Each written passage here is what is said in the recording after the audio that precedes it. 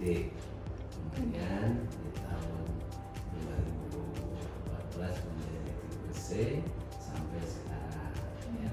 Dan spesialis sudah 4. Kita ada onkologi, ada kahom, ada bedah vaskuler, dan juga ada neuropediatri. Sisanya spesialis total itu 23. Tiap institusi itu kan pasti punya arah dan tujuannya. Nah, pengen tahu nih kalau untuk visi dan misi dari rumah sakit SMC ini apa? Ya, pertama visi kita itu adalah menjadi rumah sakit rujukan Priangan Timur. Kemudian rencana kami rumah sakit ini menjadi rumah sakit yang ditunjuk oleh pemerintah pusat atau Kemenkes menjadi rujukan kanker se-Priangan Timur. Untuk rumah sakit ini berperan dalam meningkatkan kesehatan masyarakat itu biasanya selalu mengadakan kayak program apa tidak ya Pak Dokter? Kami ini rumah sakit hari ini sifatnya UOBK ya, unit organisasi bersifat khusus di bawah dinas kesehatan, sehingga kami berperan juga dalam membantu masyarakat, terutama pelayanannya ya. Salah satunya program untuk pembinaan masyarakat itu kita juga ada program PRONAS, yaitu program nasional terutama untuk pelayanan HIV/AIDS atau TB juga. Programnya itu Pak Dokter biasanya dilakukan berapa kali dalam setiap hari? Setiap hari lalu ada edukasi yang disampaikan bergiliran oleh prokes kami. Kalau dalam manajemen rumah sakitnya itu seperti apa ya Pak Dokter? Manajemen rumah sakit itu Dalam kerjasamanya gitu antar tenaga kesehatan yang ada di rumah sakit SMC.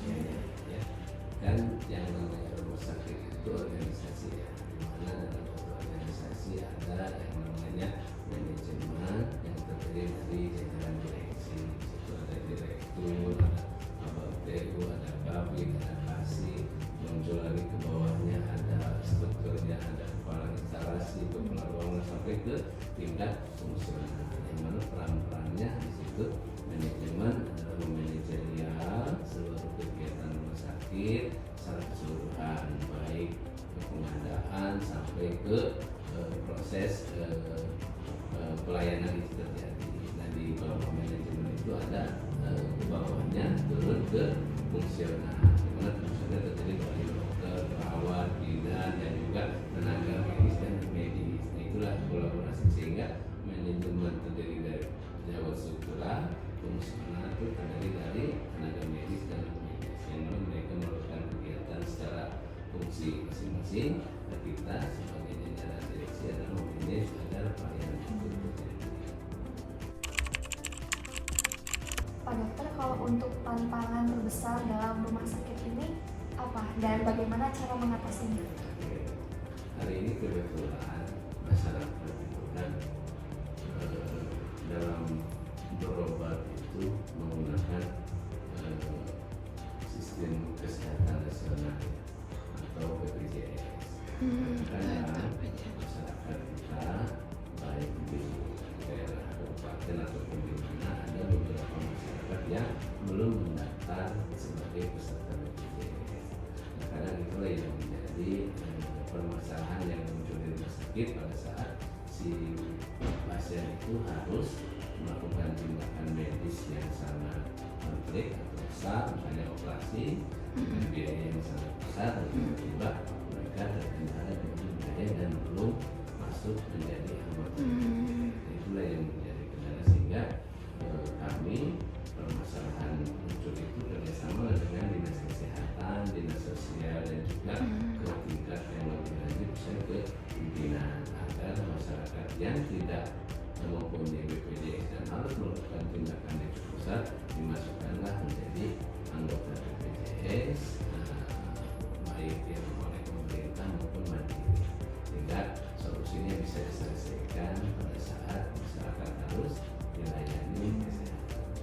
mungkin hari ini yang bermasalah itu sekitar pada saat orang yang sudah lengkap punya BPJS, punya asuransi dan sebagainya aman dalam melakukan satu tindakan.